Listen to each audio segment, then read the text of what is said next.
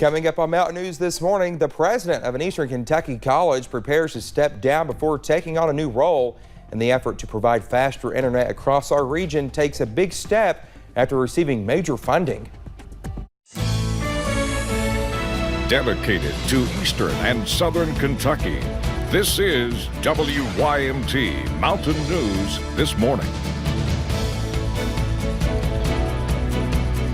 Well, it's just before 6 o'clock on this Tuesday morning. I'm Dakota Makris. Thank you so much for joining us. And let's head over to Brandon for a look at your weather this morning. Brandon, it's cold outside. We need some coffee, hot chocolate. I don't know. Do we have any hot chocolate here by chance? Do you know? I don't know. We'll have to go rummage around. We'll have to investigate. That's right.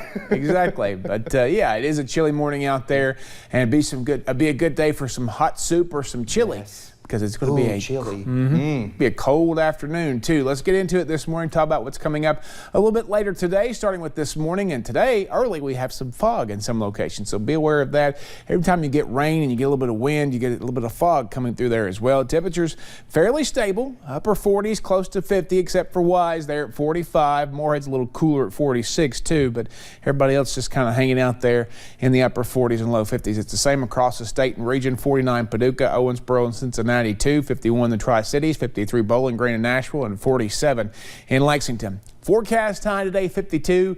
We might, if the skies clear fast enough, get to 55. I highly doubt it, but I think we're going to still be well below average there of 65. The record set back on this day in 1991 of 86. Dakota? All right, Brandon, thank you so much. Well, Governor Andy Beshear's hero pay plan for essential workers is facing a roadblock. He says state Republican leaders have decided not to join a working group to lay out the framework of the plan ahead of the next session. As Chad Hedrick explains, the governor says this isn't stopping him from pushing forward. 3 weeks after Governor Beshear announced a plan to adopt a bonus for essential workers, it's hit a roadblock as state Republican leaders have decided not to join a working group to establish who would qualify for the extra cash. We openly said, let's form a group. Let's consult. Let's make those decisions together. And the letter we got said you can go through our committee process. The plan is to use $400 million in American Rescue Plan money to use as a bonus for essential workers who worked through the pandemic. Beshear said the idea behind the working group was to have bipartisan support in determining who qualified for the bonus and how much was going to be given. I believe strongly that our people who've worked almost 2 years through this pandemic deserve appreciation, deserve encouragement. At the top of the list for the bonus would be healthcare workers. The Kentucky Nurses Association says the bonus would be a step of appreciation for a profession that has gone from being called heroes in the pandemic to getting attacked. And now they are despised and treated with incredible disrespect because they're asking people to wear a mask or to consider getting vaccinated. Delanor Manson says the bonus is certainly something that would be appreciated by nurses and frontline workers and hopefully help with retention. She's encouraging everyone to get active in getting this first showing of appreciation passed. Write a letter to your legislator and say, support the nurses. Make sure we can retain the nurses. Let's show that we care for our nurses. In Frankfort, Chad Hedrick, WKYT. Well, the governor says he is still moving forward with his bonus plan. House Speaker David Osborne released a statement about Republicans' decision to not be part of the governor's working group. Now, he says in part, we look forward to the administration's input, but would advise that any proposals focus on bolstering the workforce, getting Kentuckians back to work, and removing the barriers that stand in the way of our economy moving forward, end quote. Well, things are changing at an Eastern Kentucky college. The University of Pikeville hosted an open house Sunday for the Elliott School of Nursing Skills and Simulation Labs. Yesterday, the newly renovated nursing space was open to visitors as instructors and students showed off the high-tech, hands-on opportunities the program now has access to, with 2 specialty labs to give nursing students the skills and experience they need. Today, with the tremendous help of our facilities staff and crew and our architects who helped us to design this space, we now have a state-of-the-art simulation center, none of which would have been possible if it hadn't been for the generous gift of an anonymous donor. Dr. Burton Webb says he hopes to see the lab and the growing program lend to a wave of UPike alumni staffing hospitals across the region for years to come. Well, under the leadership of President Joe Stepp, Alice Lloyd College grew enrollment and the endowment. Sunday night, the college announced a shakeup in leadership, with Joe transitioning to the role of chancellor and his brother Jim being appointed as president. The change will not happen until August 1st, 2022, and current executive vice president Jim Stepp doesn't anticipate any dramatic changes. We have people all over the nation that love our mission, and I personally travel all parts of the country visiting them. And we need to continue to develop those relationships, build upon those. The support from around the country is responsible for the $47 million growth of the endowment under President Stepp. The new Clark County Judge Executive is officially in office. Governor Andy Beshear appointed Henry Branham to fill the vacancy Friday. He is taking over for Chris Pace. Pace died earlier this month from COVID-related complications. This is not Branham's first time in this role. He lost to Pace in 2018. Still, Branham says sitting in Pace's office feels different. Surrounded by Pace's things, his name tag still on the door, Branham is now focused on working with Pace's team and how they can come together for Clark County. We came in and were hired under different avenues, if you will, but we're here for the same purpose, to serve the citizens of Clark County. Now, Branham will hold the Clark County Judge Executive seat through next year when it's up for re-election. Well, the need for broadband internet in rural areas is growing fast. Lieutenant Governor Jacqueline Coleman, along with several others, gathered at Cumberland Valley Electric yesterday to announce grant funding allowing Eastern Kentucky electric cooperatives to participate in broadband expansion. Our Jade Saylor was there to find out why the funding is important.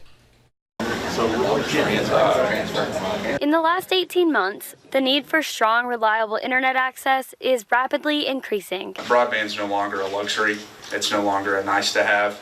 It's life or death. Lieutenant Governor Jacqueline Coleman says as a Royal Kentuckian, this is really important to her because it's important to the families she grew up with. It is the difference between our kids being able to keep up or fall behind. It's the difference between our towns being able to create new and better jobs and bring new businesses into our state. She says the Beshear-Coleman administration is absolutely committed to this. We truly believe that access to affordable broadband is a fundamental right for every single Kentuckian, no matter your zip code. The Lieutenant Governor applauded all of the parties represented at the event for working together to make a difference for the community. You could say on one hand you don't take no for an answer, but I like to think that we just find a way to get to yes. The Lieutenant Governor and Executive Director of SOAR, which stands for Shaping Our Appalachian Region, are working hard to bring broadband internet to rural communities. It's going to take that team approach for us to get out to every single person that doesn't have it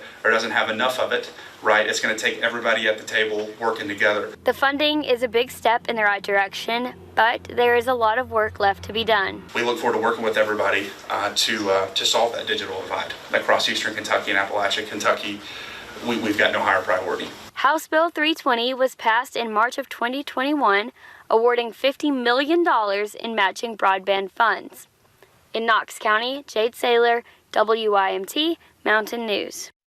Well, Cumberland Valley Electric is the first Eastern Kentucky electric cooperative to go public with the forward step in the broadband arena. The hopes is that this will allow them to do planning and partnerships and continue getting broadband internet into the homes of rural Kentuckians. Well, business officials over in Laurel County broke ground yesterday on a project long in the works. Construction on the Rowland Acres Industrial Park began Sunday morning. Crews are preparing the property for what is to come and converting the former farmland into an industrial attraction. London Laurel County Economic Development Executive Director Paula Thompson says she is excited for what this could bring to the region.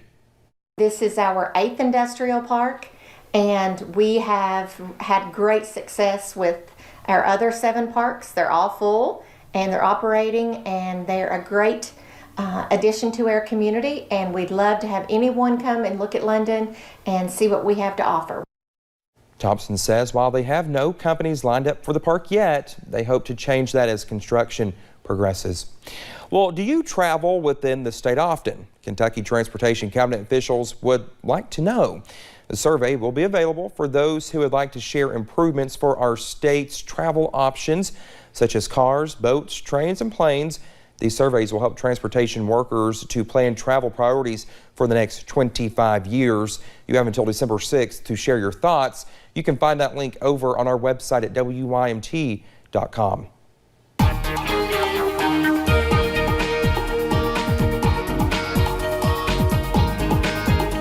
6:09 on this Tuesday morning. We are looking at some cooler temperatures across the region, but listen, it's so cold that some folks decided they wanted to bundle up and go back to sleep. Like Logan and Wise and over toward Jonesville, they just decided they're just packing it in for the day. They're going right back to sleep there this morning, but they are kind of maybe going back and forth this morning, some data issues. We're looking at temperatures generally close to 50. I think Wise was our cool spot there at 45 a little earlier, but again, just kind of steady temperatures, but they're not going to move a whole lot today. Thanks to those stray AM rain chances and a slow clearing today. Only low 50s for daytime highs, maybe mid 50s if we clear out fast enough. And as we look ahead with the headlines, cloudy skies give way to a cooler trend, and then another cold front heading our way as early as Thursday. Dakota? All right, Brendan, thank you. Well, it's 6:10. Thank you for joining us this morning. More news is on the way. When we come back, authorities in Illinois identify yet another victim of one of the most infamous serial killers in U.S. history.